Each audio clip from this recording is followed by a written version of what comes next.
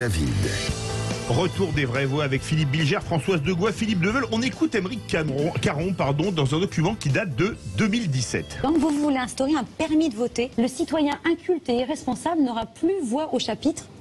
C'est une drôle de démocratie, ça, quand même. Qui décide, qui est assez cultivé et responsable pour avoir le droit de voter? La société, exactement comme notre société aujourd'hui décide de qui peut être médecin, qui peut être avocat. C'est-à-dire que nous avons nous-mêmes créé des instances qui, avec des sages, avec les plus avisés des personnes de chacun de ces domaines, pour ensuite donner des diplômes aux uns et aux autres. De la même manière, c'est la société qui décide qui peut conduire une voiture.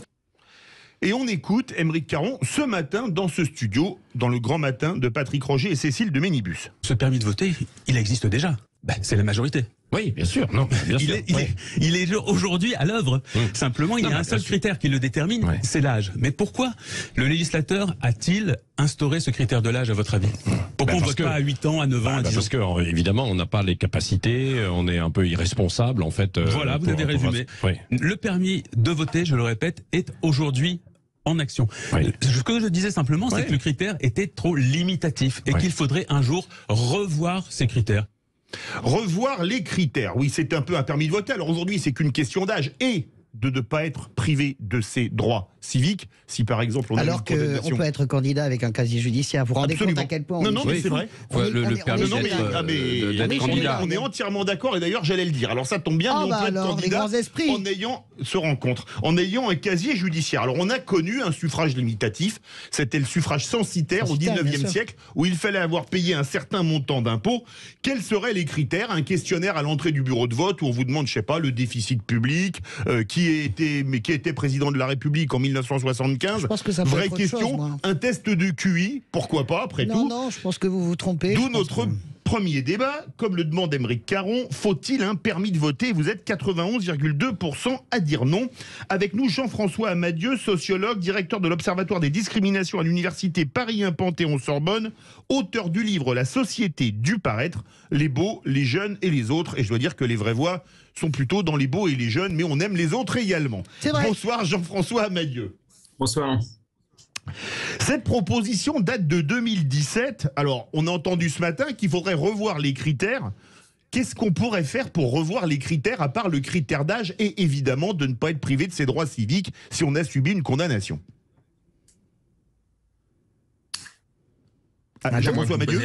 Oui, tout à fait. Écoutez, moi je suis pas un défenseur évidemment de cette idée de permis de voter. Comme c'était rappelé il y a un instant, c'est vrai qu'il y a un critère d'âge. Au moment de la Révolution, c'était de mémoire 25 ans. Maintenant, c'est 18 ans. C'est vrai qu'il peut y avoir une discussion sur ces seuils d'âge. Je rappelle qu'à une certaine époque, seuls les hommes votaient. Donc, mais on sait ce qu'il faut en penser. Donc après, ce n'est pas parce que on fixe ce type de critères.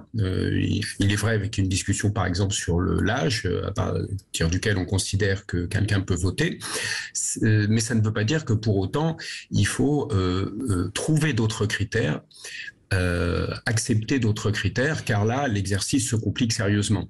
Mais je voudrais simplement rappeler qu'on ne peut pas faire le parallèle entre l'exercice de ces droits de citoyen, ça n'est pas une fonction, c'est pas être avocat ou être médecin, c'est différent. Donc dans je dirais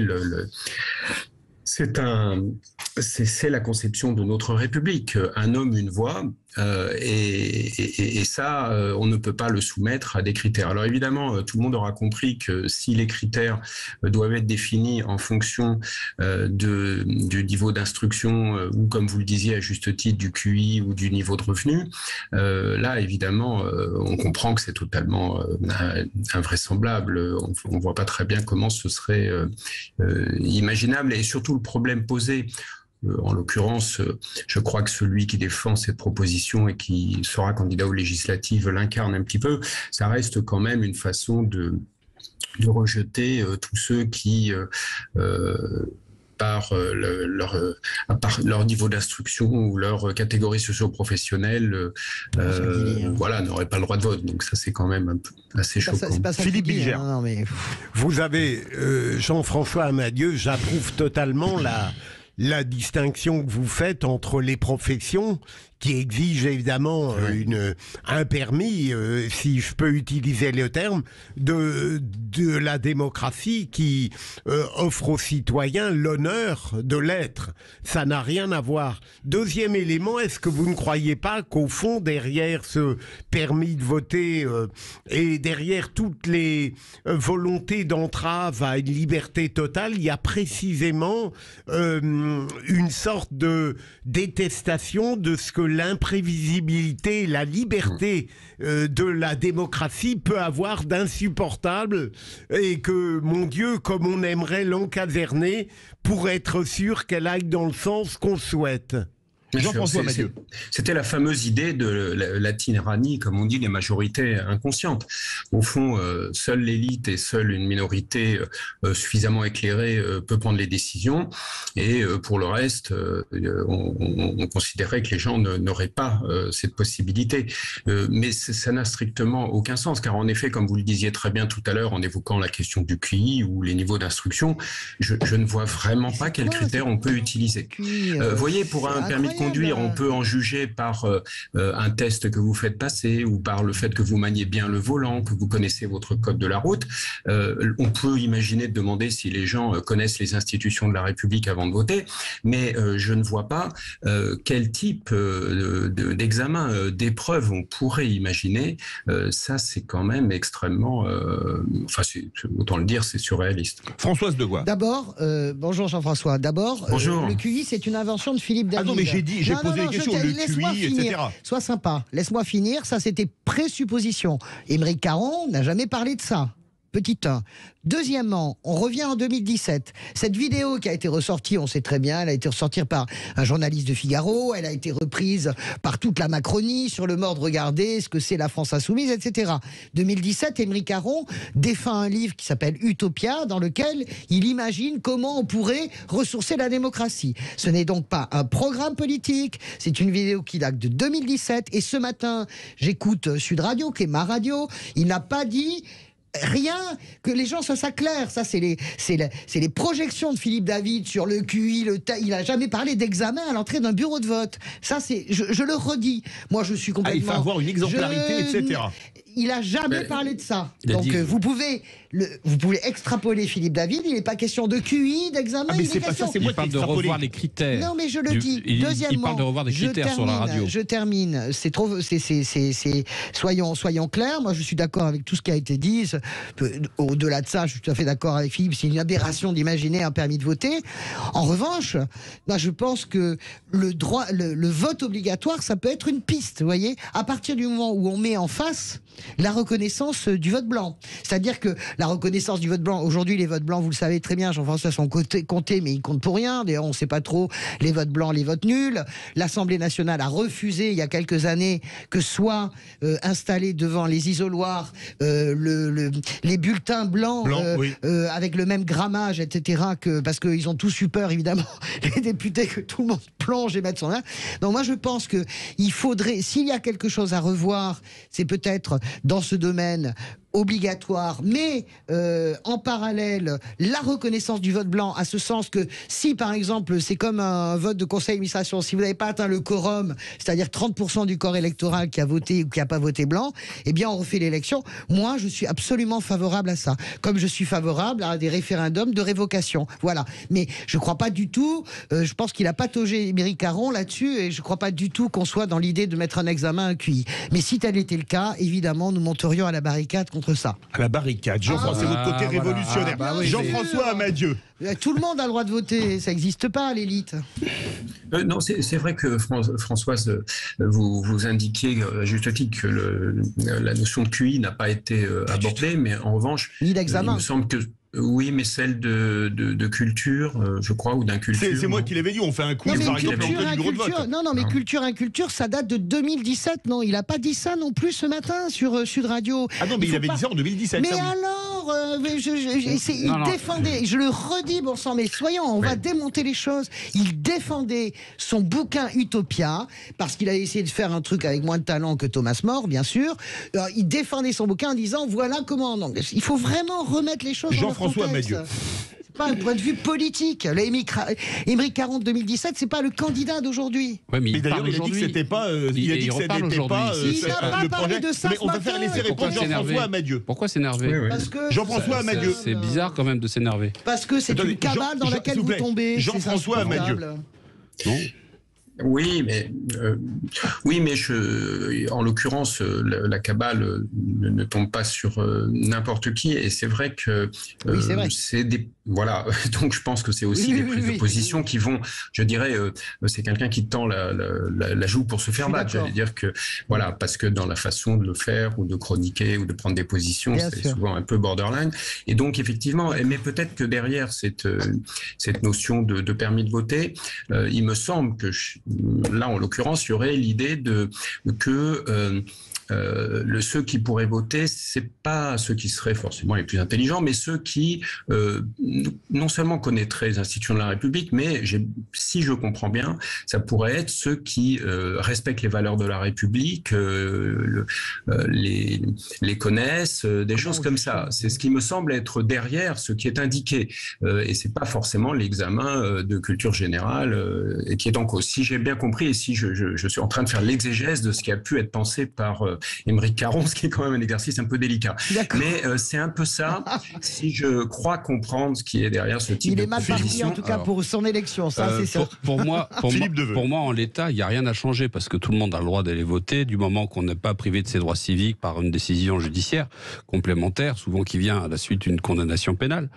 Mais toutefois, quand même si Françoise est un peu irritée, c'est son droit, mais je trouve que c'est anormal d'être irrité sur un sujet qui est aussi grave quand même, parce que il réitère en disant revoir ces critères. Alors, pour moi, je pense qu'il y a de l'idéologie derrière tout ça, parce que ça veut dire qu'on pourrait à la fois peut-être étendre le droit de vote, peut-être le donner à 16 ans. Moi, je pense que je n'y suis pas favorable, parce que je pense qu'il faut quand même une certaine maturité, et qu'à 16 ans, on est assez influençable. Et que voilà. Non, mais j'essaie de recadrer les choses. Oui, je suis d'accord 100%. Donc ça, je pense que ça peut rentrer dans revoir ces critères, mais ça pourrait être aussi étendu à des gens, par exemple, qui auraient des idées contraires à la République et qui seraient monarchistes. Et on peut être tout à fait dans la logique de la démocratie et de la loi en étant monarchiste. Bien sûr. Mais ils ont le droit de vote, les monarchistes. Oui, mais c'est pour ça. Est-ce que c'est pas une extension des critères qu'on pourrait éventuellement interdire à des gens qui ne pensent pas dans la règle de la République qui est en vigueur aujourd'hui, interdire aux gens qui seraient contre la République à voter? Donc voilà, c'est des questions. Je pense qu'il nous trouverait sur son chemin là. Oui, mais qu'on peut tirer un sur la barricade. C'est quand même des choses. Et quelque part, moi, votre Union populaire, elle me fait sourire, parce que c'est vrai qu'Émeric Caron s'est tout de suite mis dans les rangs là, avec la France insoumise. Il y a quand même des choses un peu surprenantes parfois dans la France insoumise, et encore plus surprenantes chez les ELV. On en reviendra sur ma question d'actualité. C'est que la décision du maire de Grenoble... Mais ça, c'est autre chose. Mais si vous voulez, il est clair, on a le droit de penser comme on veut. On peut avoir l'idéologie qu'on veut. Mais je pense qu'il ne faut pas qu'il y ait erreur sur la marchandise et erreur sur les positions des gens qui souhaiteraient être au gouvernement. Comme on peut le comprendre, la campagne, c'est... je suis quand même on va faire réagir Jean-François Amadieu. Mais je voulais dire à Jean-François Amadieu que je suis d'accord avec lui sur la personnalité même d'Émeric Caron. C'est vrai que c'est sa façon à lui de rentrer dans cette campagne-là.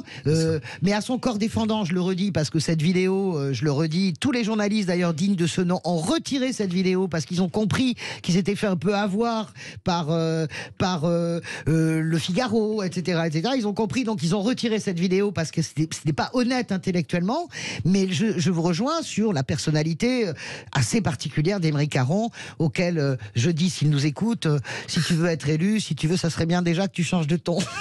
Là, on est d'accord. Voilà. Jean-François Amadieu. Il y a quand même des combattants. Excusez-moi, il parle souvent de moustiques. On n'attire pas les mouches avec du vinaigre. Pour parler des électeurs. Jean-François Amadieu. Oui, d'ailleurs, c'est peut-être l'exemple d'Émeric Caron le montre décidément dans la vie politique, et on l'a vu pour la présidentielle. On a maintenant un personnel politique qui a, comment dire, une expression assez débridée et qui suscite la polémique, quoi. C'est quand même ce qu'on peut dire par rapport aux politiques plus anciens des formations partisanes qui peut-être le faisaient un peu moins. C'est quand même ce qu'on peut noter. Maintenant.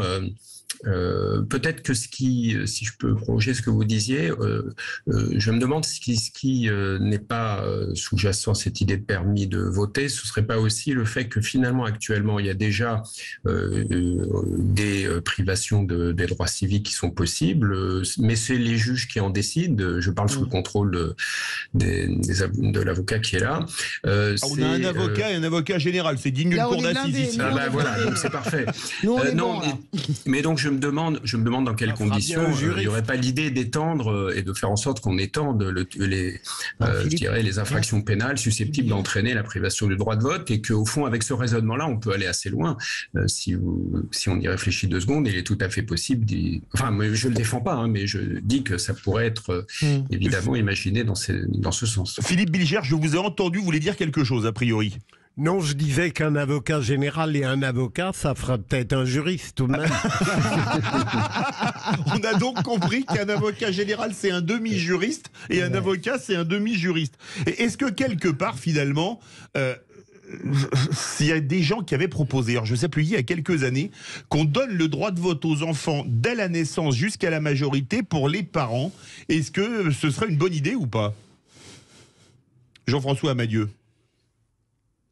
Je suis pas sûr d'avoir compris la proposition. Quand un enfant naissait, on donnait le droit de vote aux parents jusqu'à sa majorité, qui votent pour eux jusqu'à 18 ans. Qu'est-ce que vous en pensez, si on fait évoluer les choses après tout? Oui, d'accord. Donc des gens seraient dotés de davantage de droits de vote, au fond. Hein. C'est ça. Ok. Donc en fonction du nombre d'enfants. Je vois pas très bien le raisonnement. Mais Jean-François, c'est farfelu, c'est complètement délirant. Non, indépendamment de toute façon, puisque je suis là pour intervenir sur le terrain des discriminations, pour le coup, ce serait un peu curieux. Mais non, je vois pas du tout le fondement. C'est quoi? C'est les charges les charges de famille. C'est le fait que comme l'enfant ne pourrait pas exercer ce droit, quelqu'un l'exercerait à sa place. C'est absurde. C'est un peu comme les maris qui voteraient pour leur femme. Donc je vois pas très bien je vois pas comment on peut défendre Non, cette proposition paraît absurde. En revanche, la discussion sur l'âge et du droit de vote, on le voit, là, elle peut être ouverte, d'autant que vous savez, il y a eu un excellent d'ailleurs travail parlementaire qui a été fait sur la question de l'âge et de la majorité, au plan pénal par exemple, ou pour la majorité sexuelle, etc.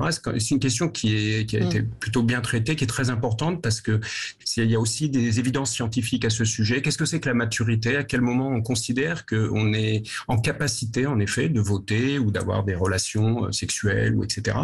Et donc, ça, c'est un point qui, je trouve que le travail parlementaire l'avait été plutôt bien fait, bien documenté, parce que c'est une question qui est pas juste une question philosophique ou de point de vue, mais on peut essayer de la rationaliser. Donc là, le débat peut être ouvert. Mais il y a un très court. Le vrai débat, en fait, c'est derrière l'âge, etc., et les questions un peu passionnées, c'est comment est-ce qu'on revitalise la démocratie, comment est-ce qu'on fait.